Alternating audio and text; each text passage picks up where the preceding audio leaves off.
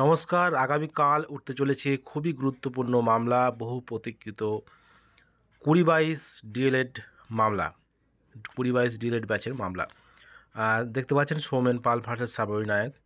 তো এই মামলাটার উপরেও কিন্তু নির্ভর করছে ২০২২ স্টেট পাসদের নিয়োগ প্রক্রিয়া শুরু নিয়ে।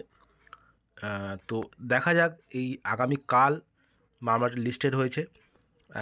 দেখতে পাচ্ছেন কেস নম্বর এবং last and present and last listed on 22/3/2024, অর্থাৎ আগামীকাল উঠতে চলেছে honourable justice Bela M Trivedi and honourable mister justice Pankaj Mittal.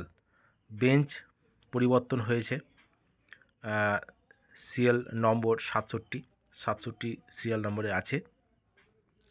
দেখা যাচ্ছে যে কিন্তু বেঞ্চ কিন্তু পরিবর্তন হয়ে গেছে ২০-২২ ডিএলএড ব্যাচের মামলায়। আগে যে বেঞ্চ ছিল সেই বেঞ্চ কিন্তু নেই, বেঞ্চ পরিবর্তন হয়ে গেছে, সেটাই কিন্তু দেখাচ্ছে। ২০-২২ যে কেস প্রাথমিক শিক্ষক নিয়োগ সংক্রান্ত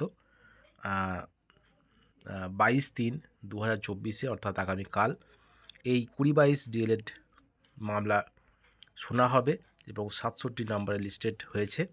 সেটা কিন্তু ফাইনালি কিন্তু 22 তারিখে উঠছে আগামীকাল উঠছে এবং এই কেসের ওপর নির্ভর করবে ২০-২২ ডিএলএড ব্যাচ ২০২২-এর রিক্রুটমেন্টে থাকবে কি থাকবে না। যেহেতু ২০২২-এর রিক্রুটমেন্ট প্রসেস শুরু হওয়ার পরে তাদের পরীক্ষা হয়েছিল, তো এটাই হলো বিষয়। তো বিষয়টা হলো এটাই যে তারা নিয়োগ প্রক্রিয়ায় যদি অংশগ্রহণ করতে পারে তাহলে কিন্তু পরবর্তী সময়ে আবার যে কোনো অ্যাপিয়ার ব্যাচ কিন্তু টেট পাসদের যখন নিয়োগ প্রক্রিয়া শুরু হবে তখনই কিন্তু তারাও সেই উদাহরণ দেখিয়ে কিন্তু তারা দাবি করবে। বিষয়টা হলো এটাই। তো আগামীকাল দেখা যাক কী হয়, মহামান্য সুপ্রিম কোর্ট কী অর্ডার দেন এবং বেঞ্চ যেহেতু পরিবর্তন হয়ে গেছে সেহেতু কি হয়।